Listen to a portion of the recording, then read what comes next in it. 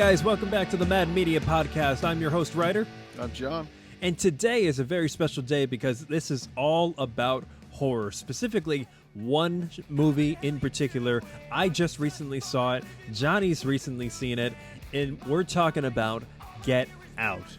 Jordan Peele's directorial debut, this artistic horror subgenre. I don't even know really what to call it. It's obviously horror, but it kind of dives into, it's got so many more subtle layers. It's so much deeper than most horror films are. I loved it. I mean, Johnny, what did you think of it?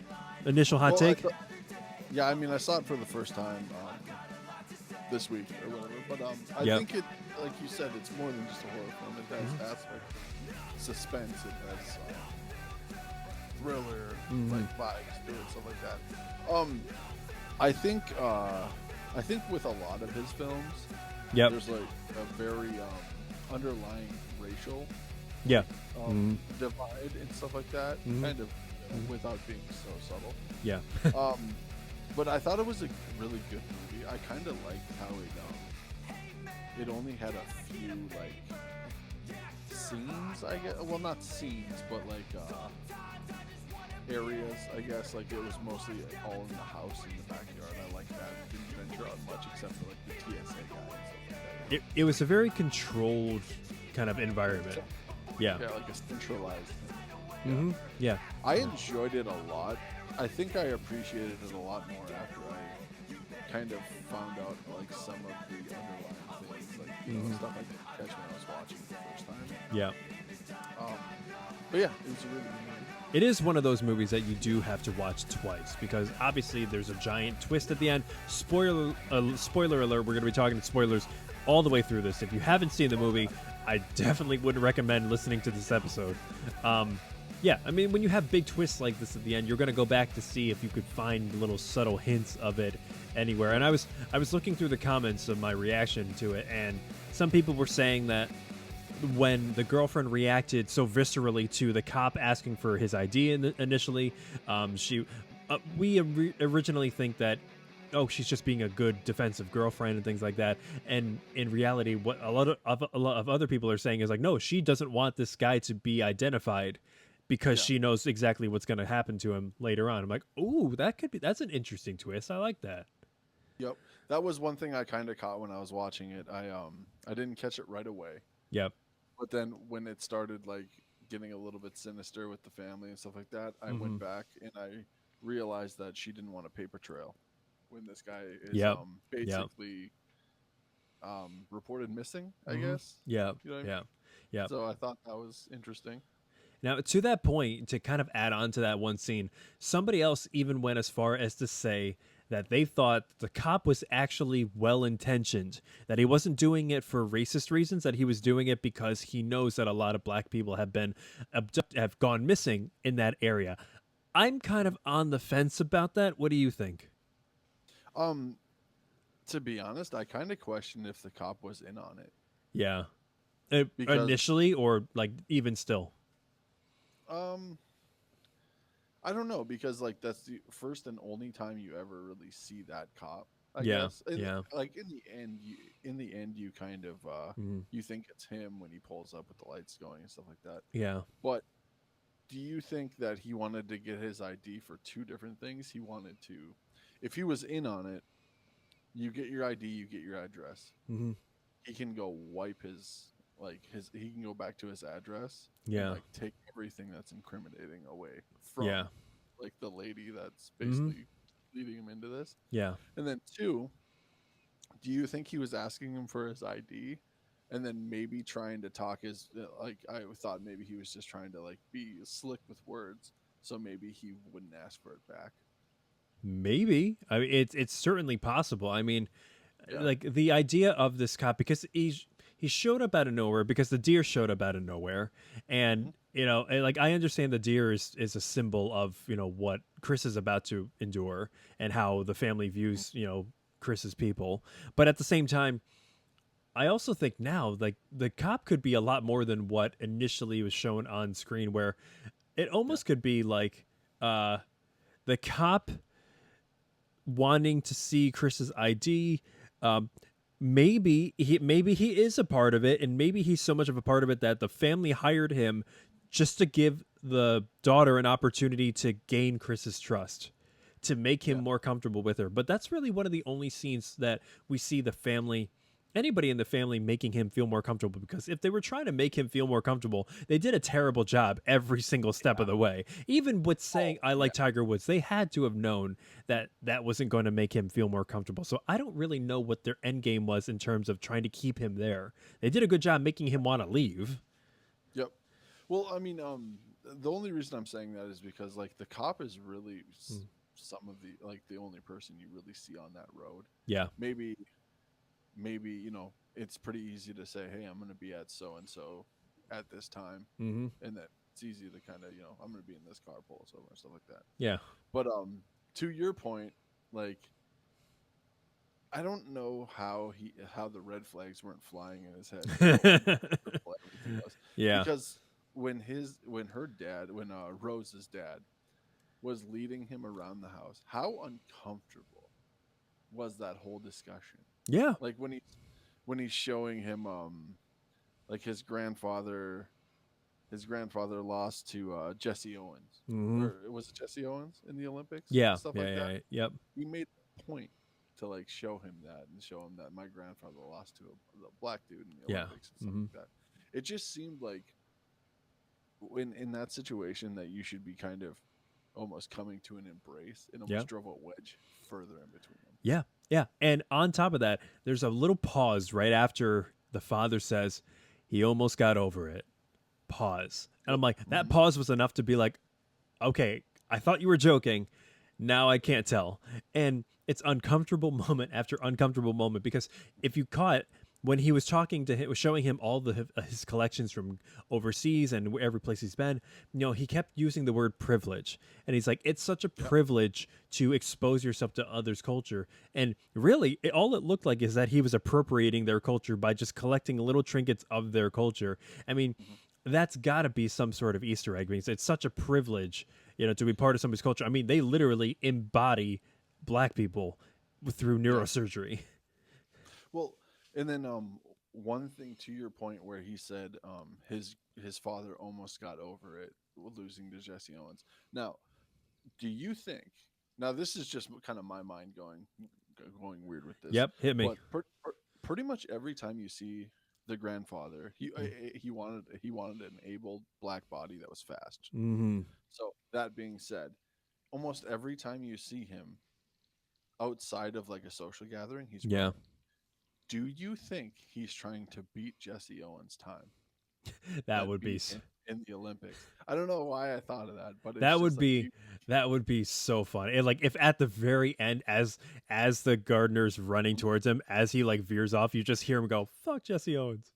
Yeah, but like that scene when he's out, he's gonna smoke a cigarette.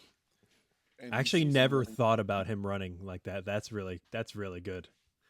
But like when he's running towards him and then he veers off like a track, do you think he created his own like little track? That would be, yeah. I think it's completely possible. That would be so funny. Because he never got over it technically. That is true. I never for a single second even thought of that. That is good. That is good. That's probably what it is. That's like, I mean, he can't be running for no reason. Yeah, well, because when you're watching the movie, you think maybe he's thinking, "Oh, he's escaping the house. I better run at him and try to." But then he veers like a track. Mm-hmm.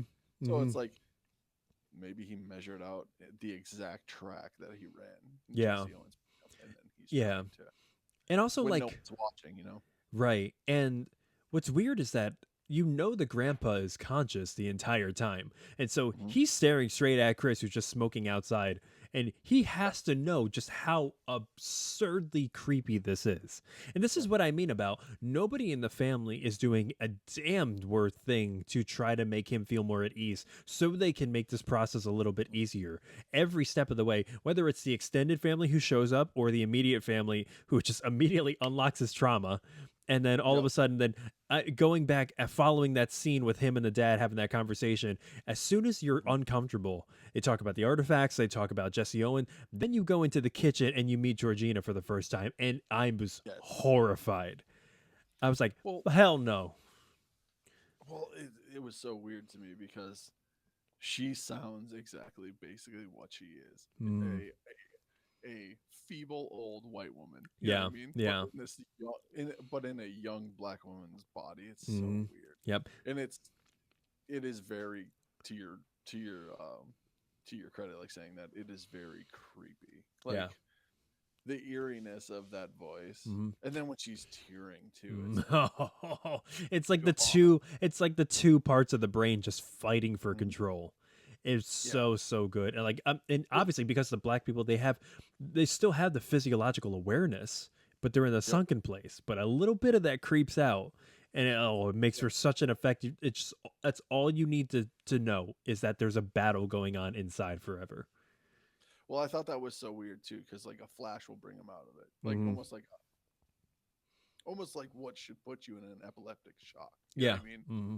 But it gets him out of a trance. Hmm. So it's like another thing I was wondering too. Do you think there's certain levels of consciousness that each person has, like beyond, or do you think it's like a flat rate thing? You know what I mean? Like you kind of sink because when they close the eyes, the lights go out. Hmm. So do you think there's people that are like right just directly on the brim? Like when she tears up a little bit, I Yeah. thought maybe she's not as held under as Yeah, most. I mean, Georgina is a lot more nuanced than the others. I Yeah. mean, what's his name? I forget his name. The guy who reacted from the Flash. That guy who they Yep. thought was who was really Andre. I mean, he was almost zero sum. It was either all or nothing because when he flipped, Yep. not only did he get his own voice back and his Mhm. brain back, but he got his own body language back. You know, it completely changed. And then after you could the actor did such a good job acting like an old man because they would call his name and he would be like, Yeah. Like just that slow turn. uh-huh.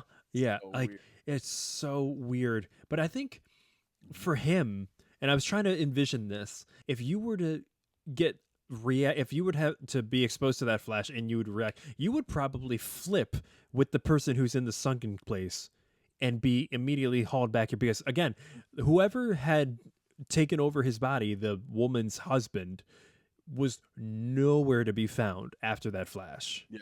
And so he was Yeah. all the way in the back seat just watching. And then Mhm. I would have loved to see like a deleted scene of the mother re-hypnotizing him to kind of see what trauma she used on him, what triggers did she use for him. Did she use the same like tea glass clinking? But yeah. Well, and Ugh. like and like with that being said too, he was obtained in a different way. He was kidnapped from the street. Oh, he just got choked out. I forgot about that. Yeah. I was going to ask you this too. In the beginning, when that happens, who do Hmm. you think that is? Do you think it's the grandfather or the father? Choking him out? Yeah. I, Do you think I it's the grandfather? no, I think it's the brother. I think it's the brother. The brother wanted to immediately put Chris in a chokehold at dinner. That's true. Yeah, But like the reason I'm saying it might be the grandfather is because the man was so big. You know what I mean? maybe. Like that I got that got out of the car. He the seems brother's so brother's big. kind of tall, and he seems to be the current muscle for the most part. Yeah. I don't know. Do you think that they would have having another black guy driving slowly through the suburbs would like create like I Mhm. don't know like any more stereotypes and Karens coming out choking? Maybe. I mean, or maybe it's like somebody that's a part of that group because like all Hmm. those old people, you know, what I mean, maybe it's like somebody that's involved with that group. Yeah. And now thinking about that group too, I didn't notice this the first time. The second time I noticed it. Did you notice that every car that's dropping them off at that party is black? Yeah. Yeah. I thought they all I just like took a quick stop at the Lincoln dealership before they showed up. It was right. crazy. But I didn't catch that the first time. I was like, just those subtleties, you know what I mean? It's like Yeah. black and white. Now I will say I attributed it more to looking more like a funeral procession, but it's probably more to what you're thinking, and that it's more of a racial symbol than anything. Yeah, well, I mean, this movie to me it was very heavy Mm-hmm. on that. Well, from the beginning too, it's like I've dated black women, Yeah. right? Like I'm guessing you've dated outside of, I'm guessing I you've dated think white women, stuff like I that. think I've only dated like one Korean girl, and it lasted 46 minutes. Okay. But okay. But we can relate to how weird you feel when you're about to be introduced. Just Hmm. introduced to some family members, because you and I, like Hmm. dating outside of our race, Yeah. there's different things that go through your head Yeah. as far as acceptance and stuff like that. Yeah. And like in this movie, that was a very, like they showed that very heavy. I Yeah. Oh, thought, yeah. like with black and white and stuff like that, and acceptance and like Hmm. almost separating them, but Yeah. like that was the elephant in the room. So, It seemed very segregated, but yet there was little things that were like maybe they're trying to, mhm. I don't know. Now, I don't did know. you ever have, and I'm interested to hear this from you, did you, with the people that you dated and their families, did you ever feel like their family was trying to cater to you to make you feel more comfortable in that sense, that sort of upward punching racism? I mean, yes. Well, just like any group, there's going Mm, to be people that are really warm, yeah. and then there's going to be people that are guarded. Mm-hmm. You kind of, who's kind. I mean, there's people that looked at me like, who's this white dude dating my sister? You know what Yeah. I mean? Yeah. That Yeah. kind of. Yeah. Yeah. Yeah. There was that animosity and Mm-hmm. the stuff right up front. But this is the thing: more than 90% of the time, the mom is always the one that extends that olive branch, because mothers don't really see stuff that other people do. I think mothers are just good people, like to Yeah. their core Yeah. people. Hopefully. So yeah, so it's like that was kind of the olive branch that kind of brought me into it a little bit. Mm, The mother was always accepting, but mm. there was always people that would push against it. Yeah. But there, it's, I mean, just like anything else, you're afraid of what you don't understand. Right. Yeah. I I've never had mac and cheese like that in my life, and it was delicious. All right, So it's yeah, delicious. it's weird for me because when I grew up, I'm adopted. I grew up in an Irish and Italian household, and so I always, from the very beginning, I always had to see the difference in my appearance versus my family's appearance. I remember in kindergarten, my mom would come pick me up. I'd start going to them, and a friend of mine would grab me and say, like, "You can't go with that stranger." And I'm like, "No, no, Right, no, it's cool. We know each other." And right. then we'd go. But also, being kind of like hit in the face, it never really bothered me so much until I started getting hormonally emotional in high school. My adoption and the reasons for my adoption, I never really knew, and that kind of affected me emotionally. But also, I found out naturally as humans, we connect with people who we relate to. And I would find myself, because when you think of interracial relationships, typically majority you think maybe white and black, maybe, but not like Asian or Hispanic or like Indian or any other races in there. And so like, Mhm. most of the women that I've dated have been white. Yeah, Me, it's like I'm probably the first Asian guy that they've dated. And so yes, there's a little bit of like, okay, this isn't just interracial, it's different interracial. Like, how are they going to react to me? And I always found that I did better if I related to the family, but I always had that tinge of, are they going to accept me? So like, I found myself, the first few things I'd say to them is like, I like football, I can cook Italian yeah, food, I can do all this stuff. Like, hey, look at all the reasons I'm like you. And I felt like that was kind of an overcorrection to, can you just accept me if I don't say any of those things? yeah. One thing that one common ground that I could always find with my girlfriend's father Mm-hmm. was boxing. We talked Okay. about boxing a Cool. lot. And we talked about like Joe Frazier. We talked about Martin Hagler. We Yeah. talked about greats from back in the day, and that's kind of how we connected. Yeah. I mean, to be honest, he was never that warm to me. Even to the point where we broke up, he was never that accepting. Yeah. But we did find that common ground Yeah. enough to at least be around each other for a Mm. few hours and Mm. be civil and have a conversation. Now, how did you know that he wasn't accepting? You can tell. You can Okay. tell when people have put up a wall. You know And what I mean? Kind of and thing. and do you think it's because of skin color, or do you think it's because you're just dating his daughter? I don't know. I didn't really know. I think it had more to do with me dating his daughter Mm-hmm. because I don't think, to be honest, the race thing. I Mm-hmm. think it was there. Like Yeah. it was, the elephant in the room. I was Yeah. right. They were Yeah. not. But I don't think it was that big of a deal. As more of, you know, Yeah. I'm Mm-hmm. dating your daughter. This Yeah. is your daughter. You know what I Yeah. mean? Kind of Yeah. thing. And fathers are very guarded about their daughters. Yeah.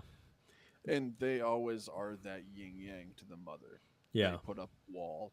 They are they kind of push against it, and the Mm-hmm. mom's the accepting one. That it's And just I got yeah. it. I understood. I And didn't yeah. like for it. And it does feel like that parent who is more accepting is trying to correct, where that wall is being built by the other parent, honestly. Yes. But also, something that's really interesting that I found is that sometimes when I did feel subtle hints of racism, it was always as if like I would feel with some parents and some families that even if they were accepting, they always felt like the daughter could do better. And it's almost as if the same accolades were on a white person. And we all have, there are subtle moments, and it's almost everybody I know, and that we all have them, little subtle hints of racist thoughts without any Yeah. ill intention or anything like that. I mean, look for my God, all the studies that they have out there where they show somebody two blank resumes with the same exact accolades, but they change the name from like a John Smith to like a, Idris Elba or something like that. And 90% of the people choose the Caucasian sounding name. And, like there are just subtle hints of that where it's things like, okay, you have these accolades, but I still feel like my daughter could be doing better. And I don't Yeah. know if they mean well. I can deal with ignorance. I can't deal with willful ignorance. If I tell you something is wrong and you're being offensive for it, if you keep doing it, then I can fault you. If you don't, if you didn't know that, like the number of people that thought that China was the continent, so calling me Chinese, they thought it meant Asian. I'm like, Yeah. holy shit, first of all. But second, Yeah. I get it. Okay, no, I'm Korean. Asia's a continent. China's a country. Well, and it's all. Where is it coming from? You know what Yeah. I mean? Mm-hmm. Is it coming? Is this truly the person, or are they cracking a joke? Yeah. I've I've been called a cracker. It doesn't bother me. You know what Yeah. I mean? It just Yeah. doesn't, because I know where it's coming from. It was a Yeah. joke, Mm-hmm. and if you can't take a joke, you're gonna have a hard time in this life. Yeah. Now, And yeah, go go ahead. ahead. No, I was gonna follow up on that. Oh, I was gonna say too, and like to that point of where it's coming from. Um, if you're around people enough, they'll show their true colors. You know what I mean? Oh yeah. Her father wasn't racist towards me or anything. That's why I say I think it was because I was just dating his daughter. Because Yeah. he doesn't want his daughter. They don't want their daughter to grow up. Let's just be honest. You know what Yeah. I mean? Mm-hmm. It's always this little girl stuff like that. Yeah. But like I said, with boxing and stuff like that, Mhm. we could find that common ground. But I knew I was never gonna be that Yeah. friend, that friend to him and stuff like that. And he would always offer me one thing that I thought was weird, and then we can kind of get back to the movie if you want. But I just thought I'd bring this up because it's clearly a point in the movie. But one thing I thought was weird is he would always offer me the head chair at the table, Interesting. and I always thought, how awkward would that be to see a family of black people? Oh God. Oh And so man. no, I'll sit by my girlfriend. and Holy stuff. colonizer. But that's what I mean. It's like, why is he? But it was just subtle things like that that kind of made me question things. Yeah. It's like, why is he doing that? Mm-hmm. But then, like I said, I got to know him, and he was a good person to his core. I was Yeah. just having a relationship with his daughter. Yeah, and that's not going to be fixed, overnight. Yeah, I get that. Now, speaking of bad fathers, and this does tie back into Get Out, how right. messed up of a father do you have to be to pretty much pimp out your daughter to be the one to attract and bring home all of the people who are you going to essentially lobotomize and put into the sunken place? And not only that, not only just bring home, but they were in a 5-month relationship before she brought him. Like that holy commitment. Oh my God. like that's kind of what I'm saying too, though. It's like they seek out like these young black dudes, Mm. but then I'm surprised they don't run for the door and just get out of there because it was so awkward the first time. But like when he says, "I would have voted for Obama a second time," And that came out of nowhere. left field, way out of Nowhere. left field. The, Like what? the thing he said before was, "There's not a house for 3 miles." By the Yeah. way, I would have voted for Obama a third time if I had to. Best president of my Yeah. life, hands down. It's just like he's almost like a dog that you can't get back. You know what Yeah, I mean? It's yeah. like that dog just keeps running and running, and you're just yelling for it. And it's Yeah. like he'll just veer and like I would have voted for Obama. Yeah. It's like, And what? and the subtlety of that guy's acting, and I forget his name, but like he's so good because you can physically see it on his face in that scene. Him thinking about, should I bring it up? The right time. He's like, and I would have voted for Obama Yeah. if I could a third time. And it's like, oh God, like you didn't have to say it. I could see you thinking about saying it. Don't say it. And then on top of that too, when he was talking about Jesse Owens beating him, Mm-hmm. you could see he was this close to making it a racial thing. Mm-hmm. Because he did everything but basically say it was because he beat him in front of Hitler and all those people and stuff like Yeah, that. It's like, yeah. but it's like you could see he was just this close, like he Yeah. was there, but Mhm. it just I don't know. You can overcorrect, like, and then because when somebody overcorrects and says like, I'm 120% an ally, I'm like, no, you're overcorrecting. You did something fucked up. What did you do? Nope. But he's like, he brings it up. He's like, yeah, because he's gloating about it. He's gloating that this man lost to a black man. It's like, it feels just as cringy as if you did say something actually racist, because it's yeah, I was gonna say it's almost like a reverse like pat on the back. it is. Yeah, it is. You know what I mean? Because it's like if he would have beat him, everyone would have been very happy. Yeah, And it's almost like he's disappointed that he did. Like it's Mhm. almost a disappointment. yeah. Like it's an off Yeah. way of telling. If the person was actually, doing it out of goodwill and nothing malicious, I would still think it's almost like you're congratulating yourself for being an ally. You're telling somebody else how good of a person you are. It's like filming yourself give a homeless person $20. Yep. It's so grotesque either way.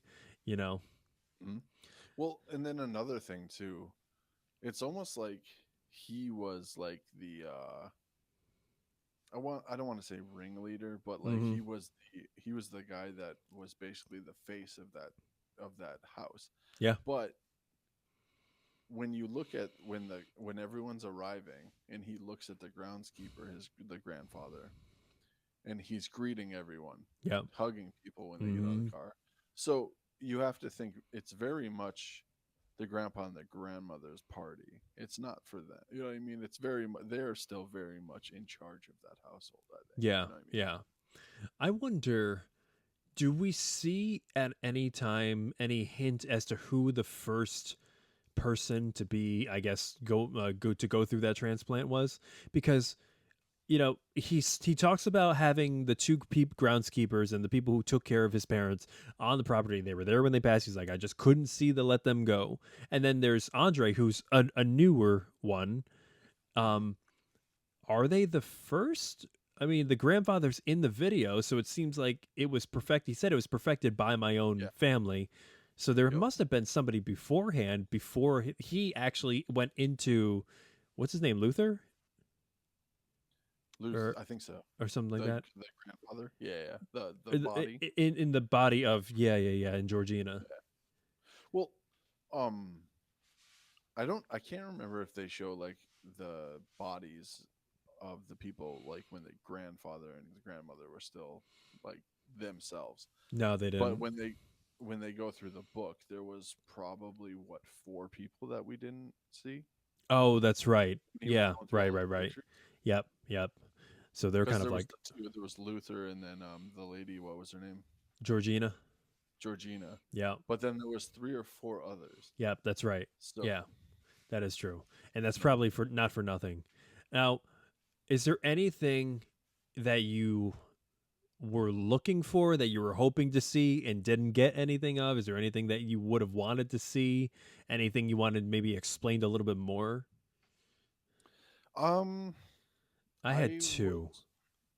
One thing I want to know is how the daughter and the son got into this. Hmm. Were they into it like were they savvy to this from birth? You know what I Hmm. mean? Or like how did they become a part of this little ring? Yeah, because you have to be really entrenched in the mindset that these people are nothing but deer, as the father Yeah. alluded to, as nothing but overpopulated deer. But look, like it's almost like you had to homeschool them, saying, "Hey, look, here's their physiological structure. This is what we want from them. Here's what the pieces that we don't want, but we're going to put your Auntie Edwards into him. So Yep. good luck." Well, and the reason I say that is because were they doing this in high school too? Because I mean, Crazy. That would be let's crazy. let's if you think of it, when you're 15 up to 18, you're in the prime of your life. You know what I Hmm. mean? That's basically the physical prime of your life. So was Yeah. she doing this to 15 to 18-year-olds? Because like that's that's a able body that you could do all these things with, like Yeah. from that age up. I I'm guess they never sure explained. I'm sure that if we really thought about it, we could do some math to it because they've been Mhm. dating for 5 months. They said Chris is 26. I don't know how old she is, Yeah. but I'm sure there's some math that we could finagle somewhere down the line. This whole thing happened over what, 24 hours? Well, um, yes, the events in the movie, Kind of, but yeah. before you get to the one thing that you kind of that you wanted more explaining to Yeah, me, yeah, yeah. um, there's a theory. Have you ever seen the movie Being John Malkovich? Oh my god, it's been ages. But yeah, Okay, there's a theory that this movie is a prequel to Being John Malkovich. no way. Yeah. So, um, in Being John Malkovich, they occur in the same universe 20 years apart. And then it's Catherine Kenner is the bridge because she is in both of those movies, like kind of in the same. Oh She's my almost god. and it is about a mind control or like switching bodies and stuff like that. And it's also implied that like they if it's failed, they can Yeah. switch their bodies to make them less suspicious. Jesus. So there's a theory that this is Being John Malkovich. They switch bodies, and then it's 20 years after Being John Malkovich. That would be so crazy. I saw My that God, and I these was like, theories, that's weird. man. I mean, why not? At this point, everything's on the table. This is my equivalent of abstract art. It's more so not having you, it's not showing anything flashy and showing you, okay, here's the technique that you need to appreciate, but we're telling you exactly what's on the canvas. This is more, Yep. we just, it seems simple, but the Mhm. main intent of this is your interpretation of what you think is happening. Yeah. That's what abstract Because, art is. That's what I feel like this is more akin to. mhm. And in the movie, they also point out the fact that these transfers are not always successful. Yeah, that's crazy. You know what I mean, so it's kind of like a, I don't know. I thought that was a kind of a cool, like, little theory. Yeah. But what would you like more, like, explain more in the movie, like stuff that you kind of thought needed more Yeah. attention? There were two things that I kind of wanted to see a little bit more of. The story itself, I thought was fulfilling. I thought there was a proper ending. I thought everything made sense. I didn't need a whole lot more explaining. There were two just things, just fan service. I would have liked to see one. I would have liked to see any kind of video where the grandmother, while she was still alive, is just overly smiley, because it would explain exactly why Georgina is doing exactly what she's doing. Yep. Maybe a little bit more with the grandpa too, because like I didn't see the performance of the groundskeeper matching the performance of him as he's giving that little introductory video speech. Yeah. I wanted to see a little bit more mirroring to just be like, oh no, that is him. I can Yep. clearly see that's him. Two, I would love to see like a little bit more explanation as to how they pick their targets. Do they just rely on the daughter to just pick the best one? Because it's a physiological, um, like I guess diagnosis of each person that they need to determine. All right, we have this one family or these family members who need to bid on a new body.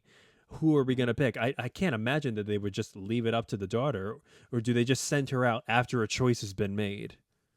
Well, Because that in would the be some movie, deep seated shit. If she didn't even go to that college and they got her yeah. in just to do that, oh my God, the Klan is everywhere. Well, in the movie, well, I think the guy that was kidnapped on the street was just opportunist That's thing. true. Yeah. But in the movie, when Chris is downstairs getting like reprogrammed, it shows her on the computer like in like almost like a Facebook thing with football players. Hmm. Did you ever notice that? I think And she's like, I so. think she's like, messaging like professional, like college athletes Oh, and that's stuff like right. Oh, when she's in her room. So it's like I think she probably just uses social media, That meets is. guys, dates these guys, brings them home. God, the algorithm sucks. The algorithm kills people. Right. But that's kind of what I was wondering too is like what did they do before she came around? Hmm. Because was the mother more involved with that when she was younger? Maybe. Maybe. Or they just, yeah. I mean, the dad was younger. He was more able bodied. He might have just choked people Mhm. out. Um, but then you really see a shift. As soon as you see the girlfriend flip, and her facial expression, also that scene where she's rummaging through the keys and then she just holds them Yep. up and her face Mhm. just drops. Yep. She has two moments like that. One when she has the keys, and the other moment when she's on the phone with the best friend and her face is Yeah. completely straight as she's like, "Oh my god, that's crazy." Yep. So good. But also um she makes a complete flip once we figure out exactly who she is and what her motives are, because she puts the pictures that aren't framed, she frames them and then puts them on her back wall in her room, and then she eats the Yeah. Fruit Loops and the glass of milk, which I guess I read into it as she would not integrate the whites and the colors, literally the most colorful cereal you could find and a glass of white milk. She would not, integrate them. She had to eat Yeah. them and drink them one at a time. I guess Jordan Peele did an interview. He said that wasn't the intent. It was just Mhm. to kind of show like her psychosis. But if that's what you read into it, that's even better. And I'm gonna go with that. Well, and then on top of that, how much of a psychopath is she that she takes a Fruit Loop and bites it in half? Yeah, It's like she eats a Fruit Loop. yeah, yeah. Nothing She's about her biting. breakfast like routine is settling. Not to mention the fact it was like she does that while she's like shopping for the next victim on Facebook. Yep.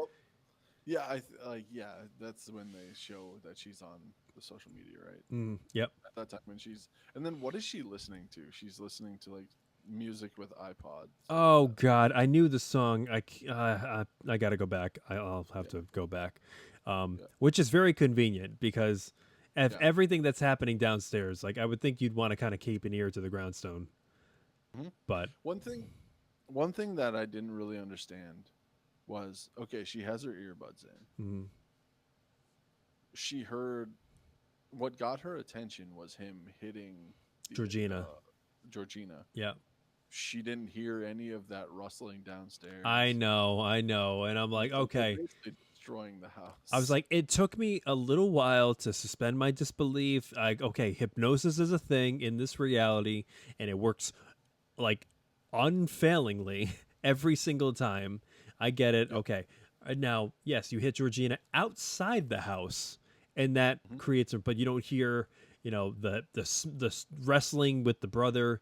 You don't hear the stabbing and the screaming. None of that. Okay. All right. This is what we're doing now. Whatever. It is what it is. And then at that part too, I thought was interesting was in the beginning, Rose said that her dad won't chase Chris out of the house with a shotgun. Okay, there was a part in the beginning where he was like kind of in between meeting her parents and stuff like that. Yeah. And she said her dad, it's not like her dad's going to chase him out of the house with a shotgun. Mhm. And then at the end, she did exactly that. Now Oh. it was a rifle, not a Yeah. shotgun, Yeah. but she chased him out of the house with a gun. Yeah. She looked like a proper marksman holding that gun in that Yeah, right. outfit. It's And like, then man, I asked my brother too. I was like, how many bullets are in that gun? Because it's that, it's that classic movie thing where Mhm. they have 90 rounds in I a know. action rifle that can hold 5. It's like I think they did show her reloading a few times. okay, Maybe. I don't know. Well, she was off screen a few times, especially when the grandpa came and attacked him, Yeah. and then he flashed the camera. I did like that little callback. That was a nice way to end it. I was like, if he's just gonna kill him in with brute force like he killed everybody else, it makes this a little bit boring. But he used his brain, and that's what is so notable about Chris is that Chris is so Yep. smart.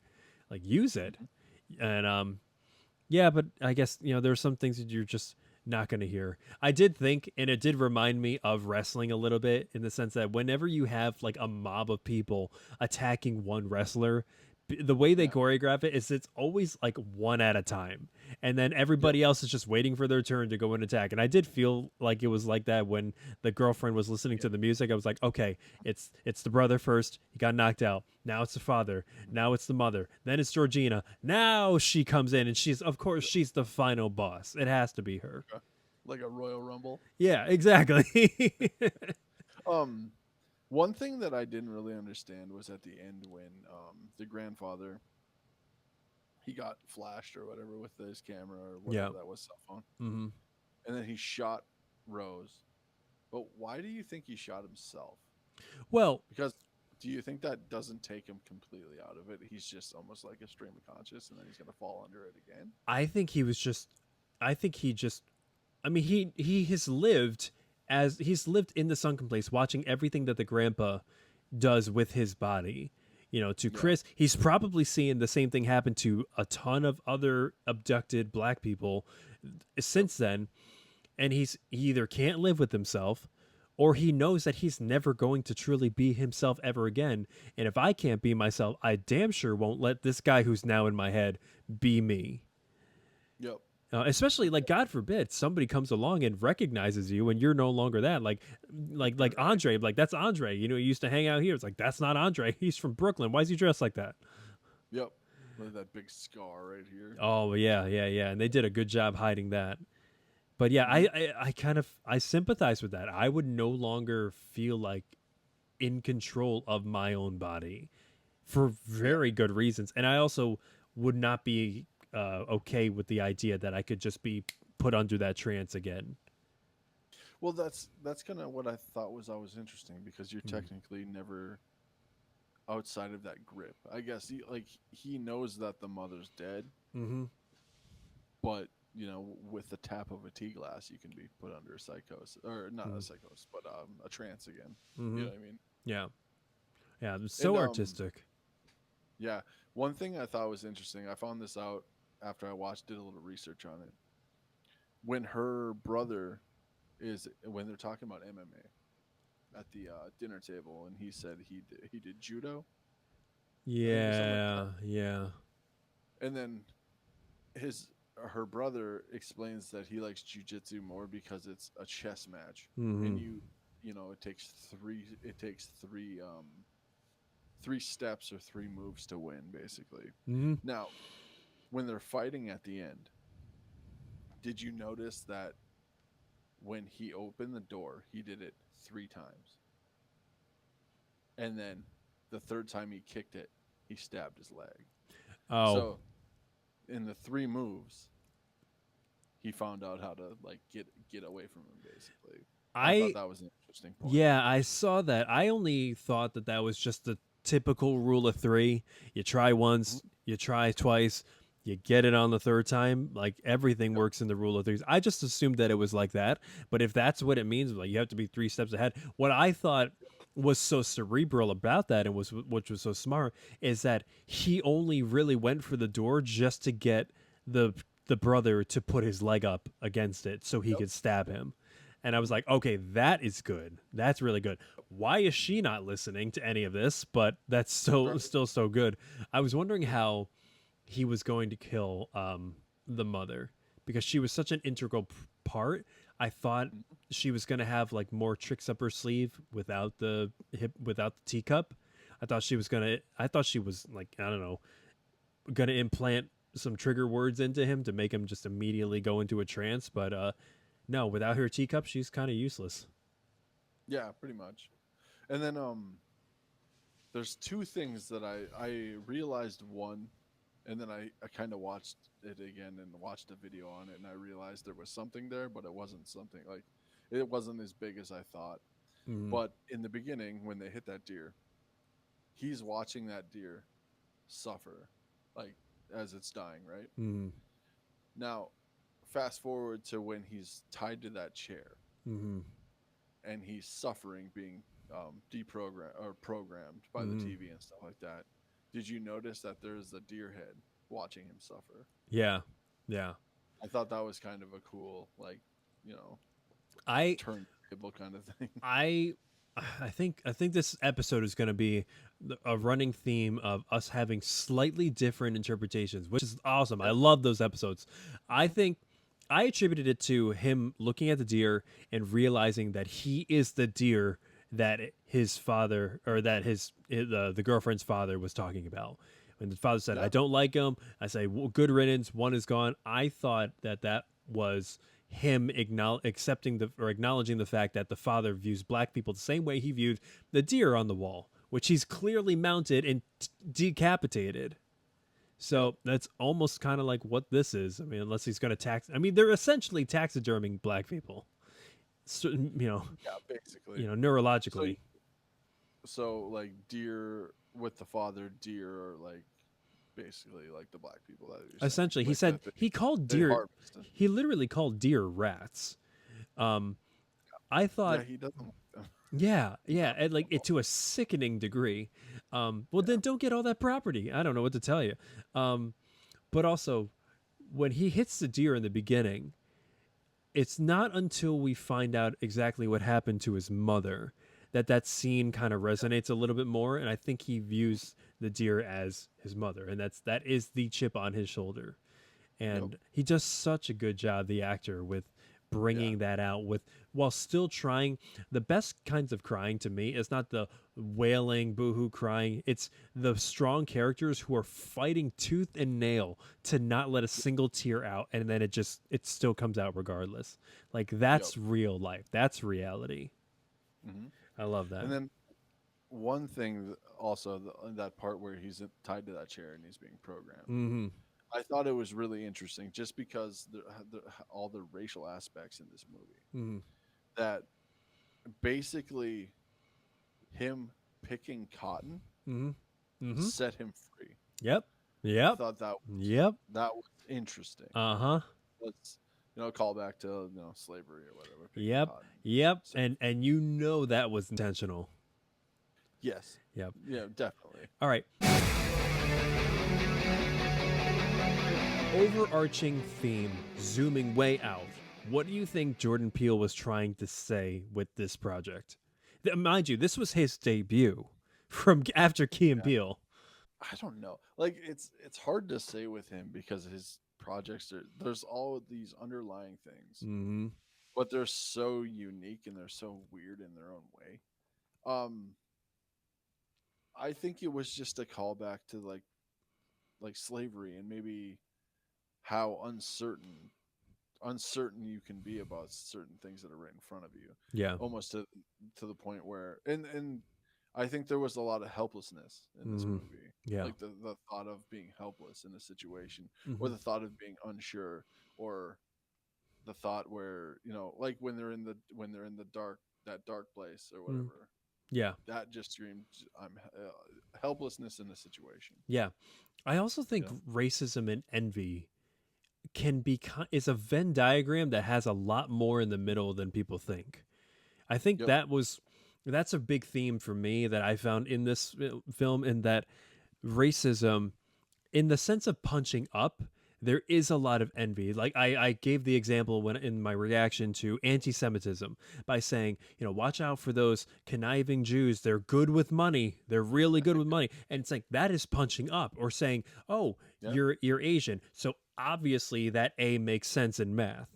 Something like Mhm. that. And saying, okay, it's imbued in a way to bring me down to make you feel higher, but it's still coming from a place of envy.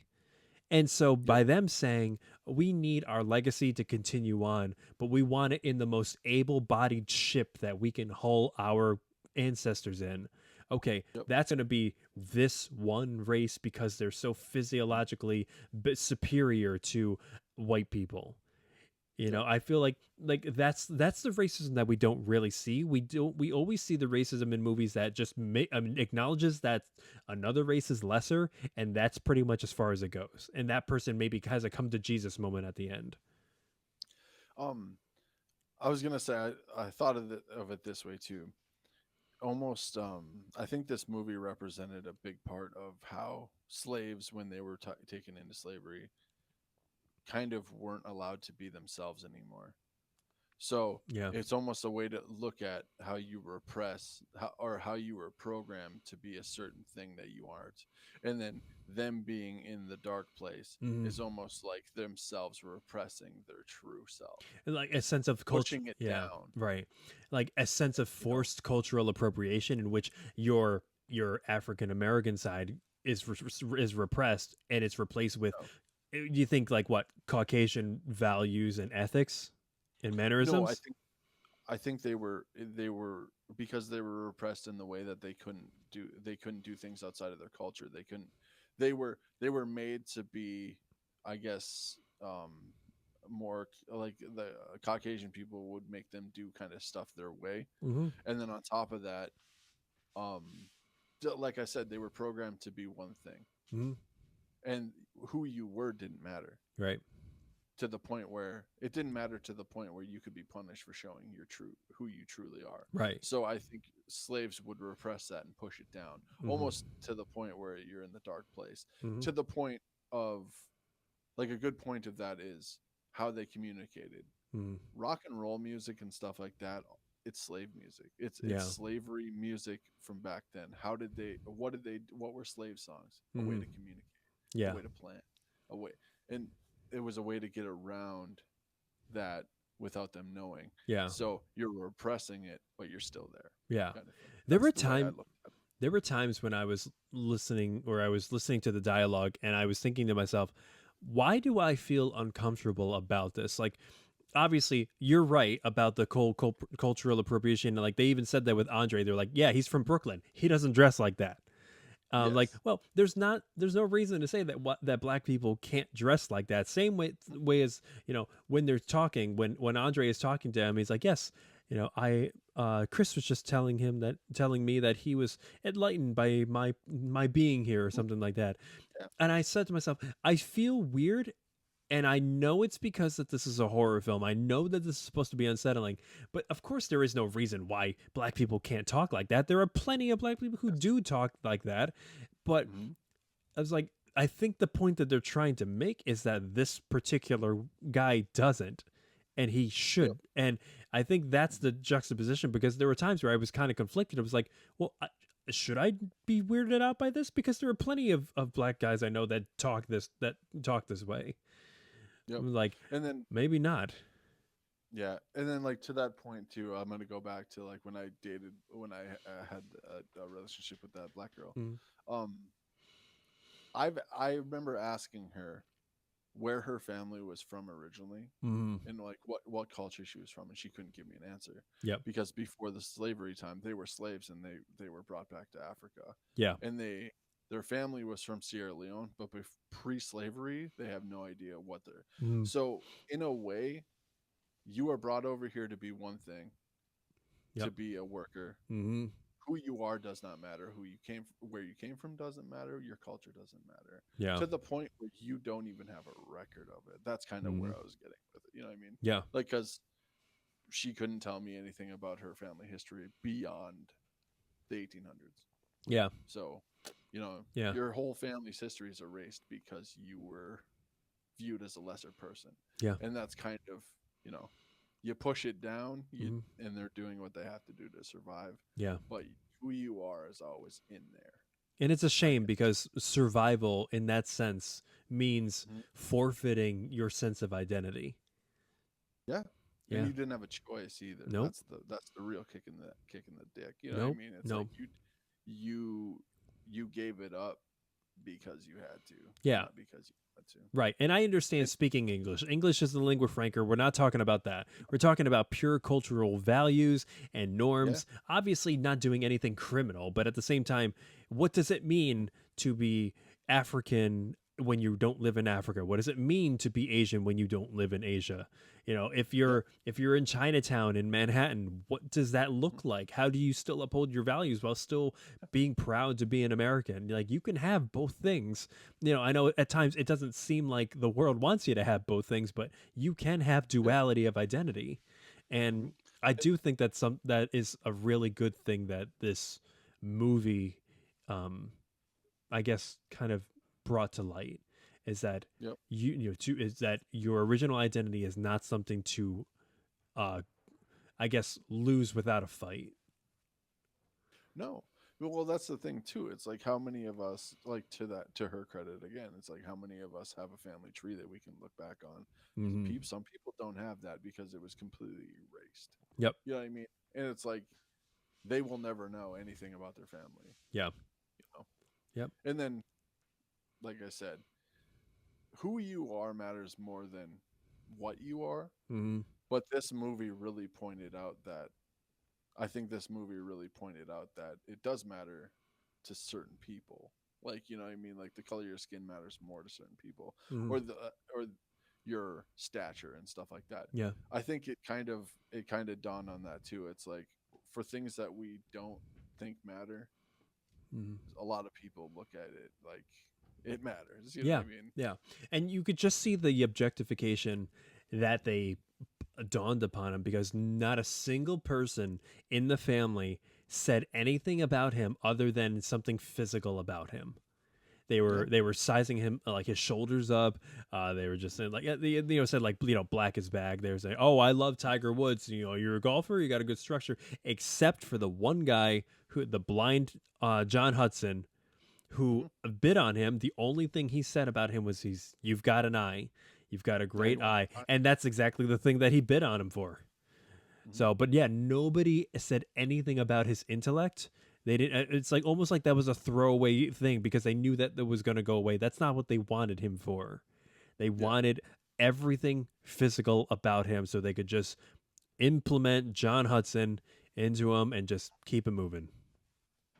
Well, one thing that I was a bit curious about, like John Hudson wanted him because of his eyes. Mm-hmm. I was wondering what the other people were bidding on him for.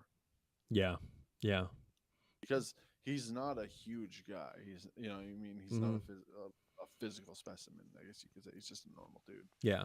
So it must have been just a youth angle. Mm-hmm. You know what I mean? Like get young again. Mm-hmm. Because that one lady was like feeling his arm. Yeah, And like yeah, sizing him up. Like, is this what I want? Kind of thing. You know what I mean? Yeah. It's almost like, But also, then that woman wanted to know if the sex is better. So clearly, she wanted her husband to be replaced.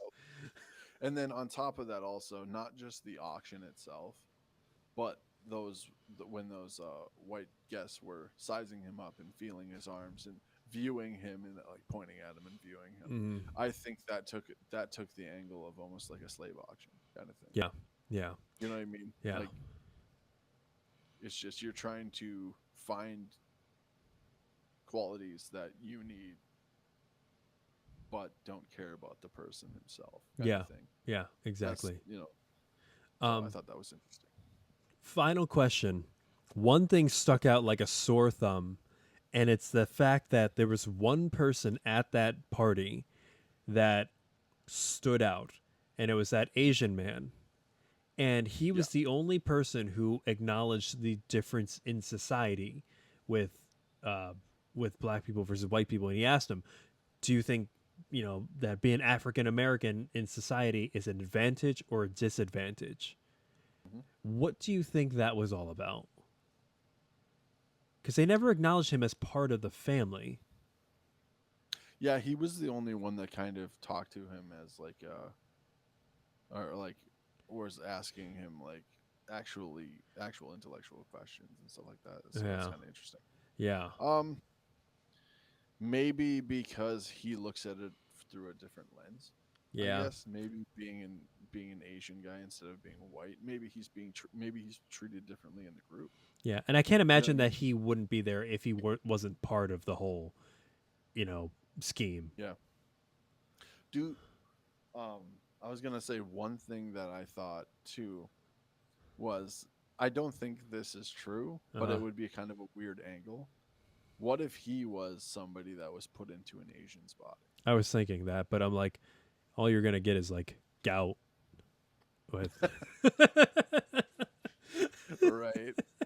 But I thought that too, because it's like maybe he's a old white dude just asking him questions based on like, Maybe he had a super thick Japanese accent, yeah. but But I don't know. it's like, Maybe he was why just can't this go away? Yeah. Maybe he also understood everyone wasn't really talking to him.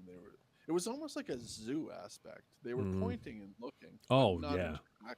I felt like So they were. maybe Yeah, I felt like maybe he they were appraising go ahead. him when he was on the second story, when they were listening to his Definitely. footsteps. That was awful to watch.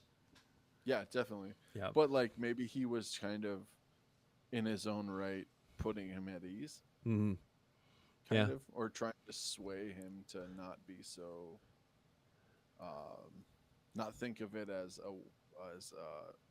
such a weird thing. Yeah. Maybe. Or they were just sizing him up and saying, okay, we eventually are going to be this black person in society. Maybe we Mhm. should, we just want to get a second opinion as to if this is a good idea, how we're going to be viewed in society. And we'll just get it from the horse's mouth. I don't know. All right. Yeah, it's also a way to get close to him and size him up. I think. Oh, yeah. Yeah. And they definitely did a hell of a job doing that. Yeah, and kind of pick his brain because I mean, who they are is still an aspect of this person. Yeah. I mean, even Yeah. when you switch, they're still, Okay, Right. go ahead, shoot. All right. Final, lighthearted, fun question. What do you think the food situation in the sunken place is like? I don't know.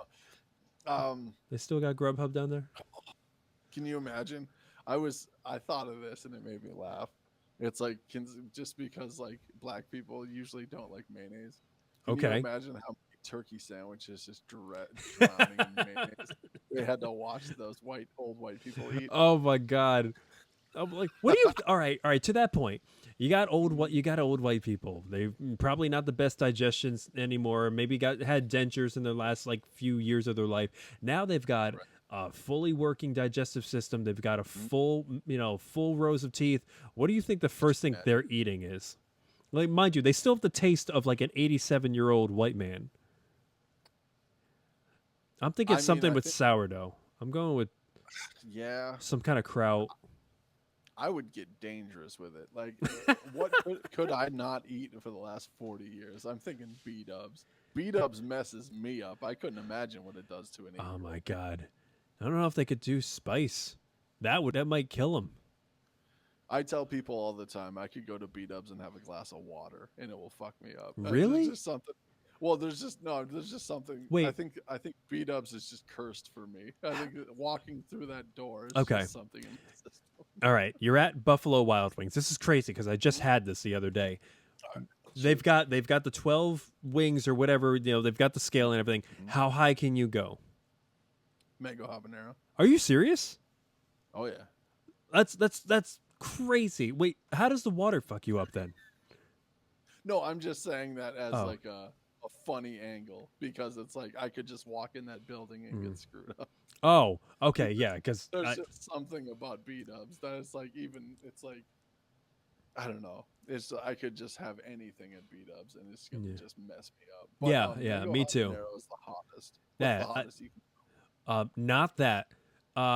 Probably like right in the middle. Well, there was the one that was like Caribbean jerk that was amazing. Yeah. That's awesome. I love that. Anything hotter Yep. than that, I don't know. I like spice as an accent to flavor, not a challenge. We should bring some hot wings onto an episode one day, and just like try to just do a hot ones like knockoff and just like ask each other questions. like the truth or dab. Yeah. Oh, ooh, that sounds good.